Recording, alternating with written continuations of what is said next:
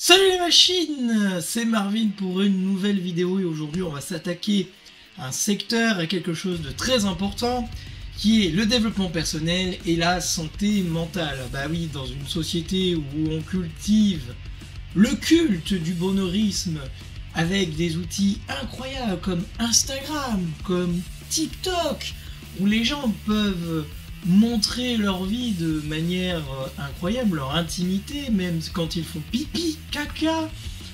Oh là là, quel monde moderne, quel monde génial dans lequel on vit.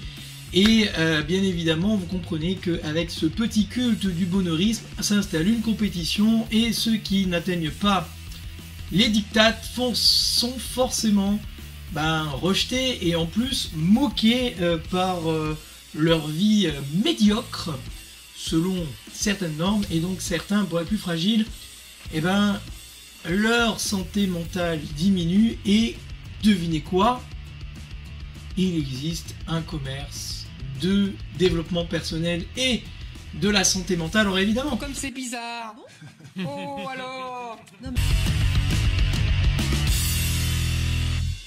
Mais je pense que tu pensais pas que j'allais dire ces choses-là. ne soyons pas hypocrites, le développement personnel c'est quand même quelque chose de très intéressant dans la vie de quelqu'un. Nous sommes dans une époque où nous nous posons pas la question si nous allons survivre l'hiver, mais évidemment tous nos besoins fondamentaux pour la plupart, et encore qu'aujourd'hui on pourrait se poser la question avec l'augmentation des prix, mais quand bien même, pour la majorité, nous ne posons pas cette question-là de survie, donc forcément, nous allons nous poser des questions plus existentielles, plus philosophiques, ce qui nous amène plutôt à de la réalisation de soi-même. Alors, évidemment, nous essayons de franchir, bien évidemment, les étapes pas à pas, mais, tout n'est pas rose dans cette société, puisque évidemment, il faut comprendre aujourd'hui que il y a des enjeux financiers et politiques, et il ne faut jamais oublier une chose, c'est que le marché a toujours raison. Et si vous voulez connaître les tendances et savoir un petit peu comment les personnes se comportent, il suffit juste de regarder les business qui marchent. De même que l'activité de la bourse. L'activité de la bourse qui est qui donne beaucoup de tendances par rapport à notre vie et ce qui se passe en ce moment. Alors, qu'allons-nous voir dans l'article proposé aujourd'hui? Eh bien justement, l'envers du décor du business de la santé mentale. Mais Marvin, que dis-tu? Tout le monde vit dans une pléthore de bonheur aujourd'hui, en témoignent de nombreux profils sur les réseaux sociaux. Qui est malheureux aujourd'hui? Moi, quand je me balade sur Instagram, je ne vois pas de gens malheureux. À part ceux qui disent je me fais chier ou ma vie est nulle, ne me MP pas SVP. Bon, à part cela, tout le monde a une vie géniale. Bon, la réalité, c'est que les réseaux sociaux, on le sait aujourd'hui, il y a eu même des études dessus. L'étude de The Atlantic en 2017, l'étude de Instagram, donc de Facebook lui-même, qui révèle que son propre réseau social nuit à la santé mentale des individus. Forcément, qu'est-ce qui se passe ensuite? On se rend compte que plus nous utilisons ces réseaux sociaux, plus forcément les gens vont mal. Il y a en plus des tensions économiques, des tensions sociologiques, des tensions politiques, et c'est ce qui nous amène au business qui suit, les nouvelles applis que je vous propose de regarder bien évidemment sur l'article que nous allons décrypter aujourd'hui. Donc sur Néon, santé mentale quand les applis vendent nos données personnelles. Oh là là, on n'aurait pas du tout vu venir le business. Complotiste. Alors, c'est écrit par Alex Fortin. À l'occasion du mois de sensibilisation à la santé mentale, la fondation Mozilla s'est penchée sur les pratiques de confidentialité de nos applications de santé mentale préférées, méditation, prière, développement personnel. Le constat de ce rapport est particulièrement effrayant. Eh ben oui, mais en même temps, ça fait plus de 15 ans aujourd'hui que les réseaux sociaux pratiquent des un business basé quand même sur la vie des gens, dont on sait qu'ils vendent particulièrement ces données personnelles, vous vous doutez que aujourd'hui, les GAFAM sont des entreprises cotées les plus riches du monde. Vous vous doutez bien que ce modèle économique fonctionne, donc forcément, plein d'entreprises vont copier ça. C'est assez simple en réalité et assez logique. Alors, bon, en quelques années, les applis de développement perso, de prière, de méditation ont connu un essor sans précédent. Elles aident à prendre du recul, à décompresser une fois au lit, surtout depuis la pandémie. Évidemment, les confinements à répétition et toutes les sources d'anxiété auxquelles nous sommes confrontés. Alors déjà, écriture inclusive, je commence à... Rentre chez toi, dégage. Ceci n'est que du détail. Évidemment, la pandémie n'a fait que mettre ou révéler en exergue tout ce qui allait mal dans notre société et à démultiplier le taux d'anxiété. Et donc forcément, vous vous doutez bien qu'il y a un business qui se crée derrière, c'est assez facile à comprendre. Elles seules, les applis Calm et Headspace, leaders sur le marché de la méditation, ont généré pas moins de 200 millions de dollars de recettes en 2021, d'après un rapport de la société spécialisée App Animé. Savez-vous vraiment ce que vous confiez à ces applis lorsque vous leur dites comment s'est passée votre journée? Et bien évidemment, comme la majorité des gens, la réponse est non, parce que personne lit les fameuses conditions générales d'utilisation. Vous savez, ces longues pages que personne ne lit, mais que tout le monde accepte. Alors, les critères de confidentialité ne sont pas respectés. Oui, forcément, parce qu'en plus, vous signez un contrat, mais en plus, ils ne le respectent même pas. Alors, derrière leur façade chaleureuse et accueillante, elles ne vous veulent pas forcément du bien, sans que vous le sachiez. Toutes ces applis de décharge émotionnelle vendent vos données personnelles aux GAFAM. Et en plus, les fameux Google, Amazon, Facebook, Apple, Microsoft, et oui, les géants du net ont accès à vos émotions. Alors, ils les ont accès de deux manières. Comprenez bien que lorsque vous vous exprimez, et bien évidemment, lorsqu'ils mettent des traceurs sur vos navigateurs de recherche, et bien évidemment les applis que vous utilisez tous les jours. Alors le bilan de tout ça, c'est 28 ont reçu l'avertissement de confidentialité non incluse, 25 ne respectaient tout simplement pas les conditions minimales de sécurité. Bravo, vous êtes sur Internet. Notamment l'exigence de mot de passe robuste. Oui, bon, ça, l'exigence de mot de passe robuste, je tiens à rappeler que ceci est un devoir du citoyen numérique aujourd'hui.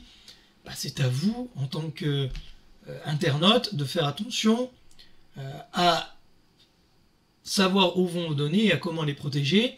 Et le mot de passe, ça reste quand même votre base, hein. N'oubliez pas, les machines. Loup déguisé en agneau, oui, forcément, c'était obligatoire. La grande majorité des applis de santé mentale et de prière sont exceptionnellement effrayantes. Elles suivent, partagent et exploitent les pensées et les sentiments personnels les plus intimes des utilisateurs, comme les humeurs, l'état mental et les données biométriques. Et oui, parce que forcément, vous mettez toutes les données les plus intimes, vous les mettez dans ces applications. Elles fonctionnent comme des machines à aspirer vos données, camouflées derrière des applications de santé mentale. En d'autres termes, c'est un loup déguisé en agneau. Tout à fait. Il serait sage de vous éloigner de ces applications qui ne vendent pas que du rêve. Ne laissez pas pour autant tomber votre santé mentale. La méditation peut par exemple se pratiquer chez soi, avec quelques exercices de respiration simples, et ses effets sur notre bien-être sont prouvés. La méditation limite le stress, les risques cardiovasculaires et réduit le taux d'insuline chez les diabétiques. Méditer permet également d'augmenter notre immunité, détaille la psychiatre Christine Barrois au HuffPost. Comprenez bien que donc la méditation limite le stress et les risques cardiovasculaires et réduit le taux d'insuline. Il faut savoir que, on le sait depuis une quinzaine d'années aujourd'hui, notre ADN évolue en fonction aussi de notre environnement et de nos habitudes. C'est ce qu'on appelle l'épigénétique. On sait aujourd'hui que la méditation, plus que limiter le stress, et d'ailleurs si elle le limite, c'est parce qu'elle a la capacité de modifier notre ADN en profondeur et de désactiver plus de 500 gènes à la réaction au stress. Si on modifie en profondeur l'ADN, donc forcément tout tout le message est différent et donc le corps se comporte différemment. Moins de stress, évidemment, moins de risques cardiovasculaires, moins de risques de diabète et donc du coup réduction du taux d'insuline, mais aussi du cortisol. Cortisol qui est le stress chronique. Donc on le sait, bien sûr, que c'est quelque chose de très intéressant. Maintenant, doit-on utiliser des applications pour pouvoir faire ça alors qu'il existe des gens, des youtubeurs, des sophrologues qui savent faire ce genre de choses et qui ne vous demandent pas vos données personnelles, puisque vous les payez. Ou bien même, il existe des méditations, alors il y a de tout bien sûr, hein, mais il existe des youtubeurs qui font ça avec bienveillance. Alors évidemment, vous payez, vous regardez la pub, mais à la limite, ça fait partie du business. Mais au moins, vous ne donnez pas vos données intimes. Et ça, c'est important. D'ailleurs, si vous utilisez ces applications, moi je vous conseillerais déjà de ne pas mettre vos données personnelles. Ne mettez pas votre nom, votre prénom, l'endroit où vous habitez ou ce que vous voulez. Déjà, créez-vous un avatar et à la limite, au moins ce qu'on récolte de vous n'est qu'un avatar et surtout, empêchez la synchronisation avec vos comptes Google, avec vos comptes sur les réseaux sociaux, parce que là, vous mettez un espèce de réseau sur vous qui est catastrophique. Avec ça, nous sommes en capacité de manipuler n'importe qui avec les algorithmes. Je vais vous donner un exemple. Alors, sur un livre que j'avais écrit, hein, et qui était censé sortir en 2020, mais cause Covid n'est pas sorti. Donc il faut savoir qu'en 2019, moi j'avais écrit déjà qu'il existerait des passes, alors je ne sais pas hein, qu'il existerait un pass sanitaire, loin d'avoir prédit l'avenir. En revanche, je peux vous donner des exemples où les données personnelles peuvent avoir une influence directe sur votre vie de tous les jours. Alors, par exemple, il faut comprendre que certaines informations comme vos rentrées d'argent, vos dépenses, vos calories dépensées, vos heures de sommeil, vos recherches, allez, je vous le donne en 1000. Voilà, ça c'est ce que j'avais écrit dans mon livre qui est censé sortir mais qui n'est pas sorti, alors je vous le donne en exclusivité. Donc, vos recherches, vos manières de consommer, toutes ces informations qu'on appelle le Big Data sont récupérées pour vous donner un ordre d'idée du juteux business. IBM a investi plus de 24 milliards de dollars pour l'analyse des données.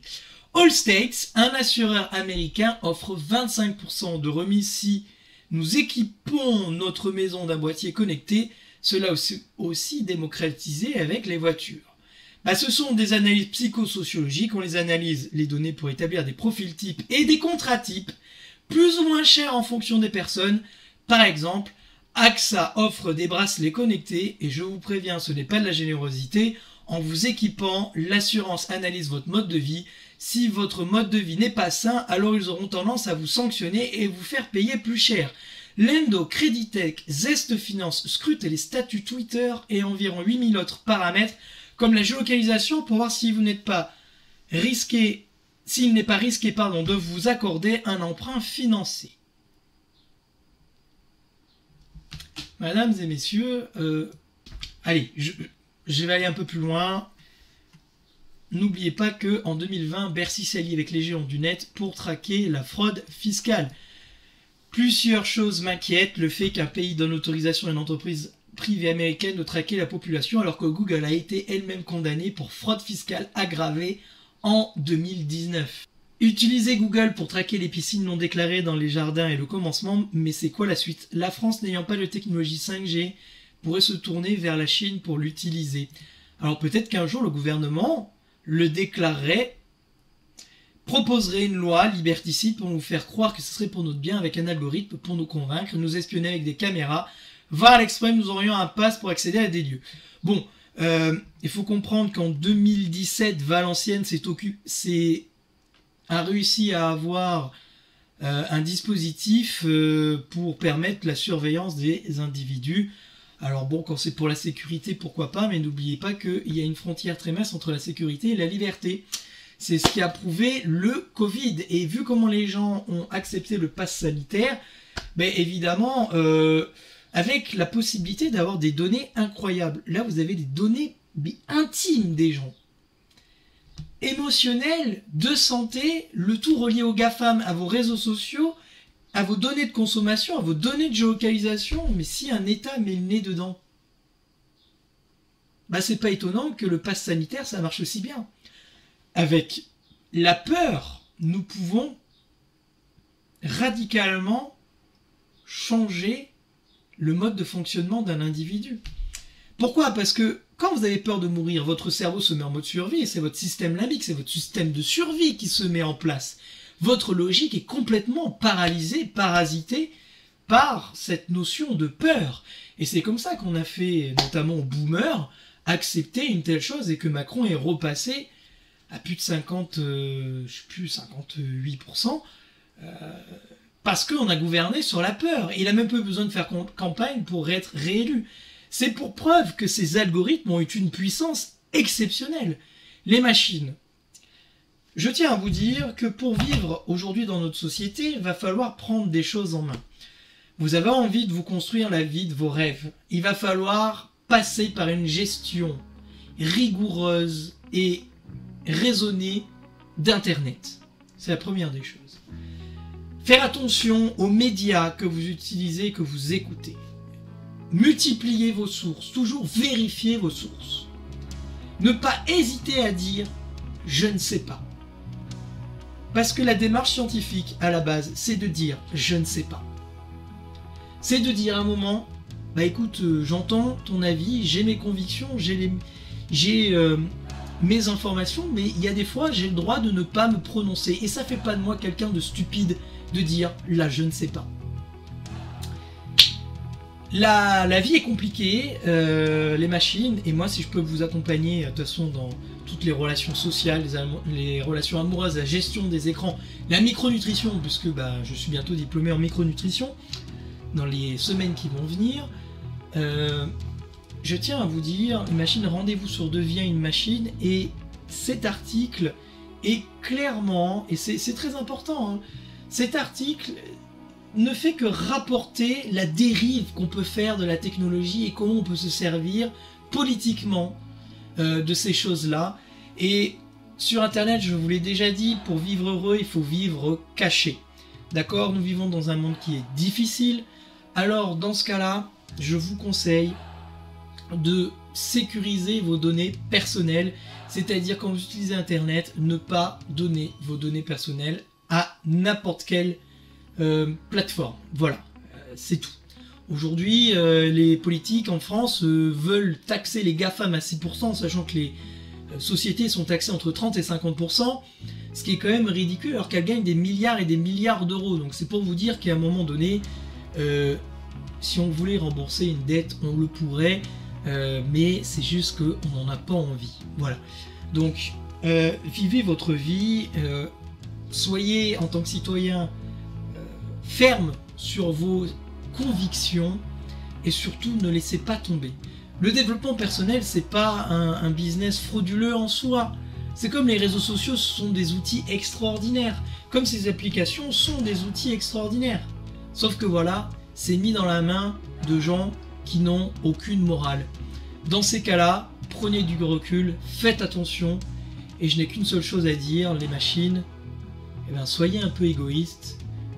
Soyez dans la gratitude aussi, hein, mais faites attention là où vous mettez les... Pas hésiter à se poser des questions, à analyser, ne pas tout prendre pour acquis, et surtout cultiver votre indépendance intellectuelle, sociale, mais pas que aussi, hein, ça va venir avec peut-être la nourriture, vu comment les prix augmentent.